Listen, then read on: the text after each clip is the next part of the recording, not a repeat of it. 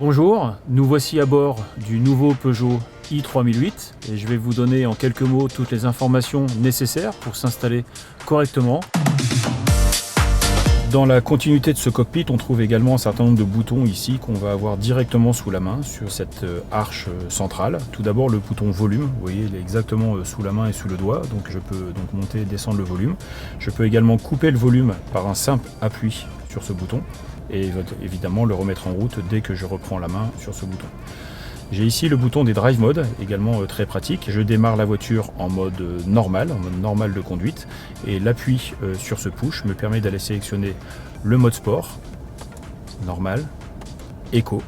donc pour différents types de conduite. Le mode sport va m'apporter davantage de performance, une loi de pédale d'accélération qui est plus réactive et également une loi de direction également qui est plus, on va dire, incisive et qui donne plus de retours d'information.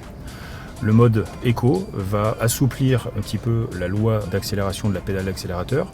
baisser un petit peu le niveau de performance de la voiture et également un petit peu le niveau de performance du système de climatisation pour faire de l'économie, et c'est tout le sens de ce mode éco, aller chercher une conduite la plus efficiente possible, mais tout en respectant le confort du conducteur et toute la sécurité. La puissance maximale de 210 chevaux est obtenue dans le mode sport. J'ai un petit peu moins de puissance en mode normal et un petit peu moins de puissance dans le mode éco pour davantage d'efficience, mais évidemment pour des raisons de sécurité. Le kickdown, donc l'enfoncement complet de la pédale d'accélérateur, permet dans tous les cas, même en mode éco et en mode normal, de retrouver la puissance et le couple maximum, évidemment si on a besoin d'accélérer sur une voie d'accélération ou de faire un dépassement en urgence par exemple. Je trouve également sur la console centrale d'autres boutons qui ont des fonctions, on va dire, un peu plus réglementaires, mais qui sont tout aussi pratiques, comme lancer immédiatement le dégivrage du pare-brise, le chauffage de la lunette arrière, le mode dégivrage et également la clim off, qui peut avoir aussi tout son intérêt. Quand on est dans des températures entre 15 et 20 degrés et qu'on n'a pas envie d'activer la clim, on peut aller directement dans le menu de clim, mais on peut le faire aussi directement avec ce bouton.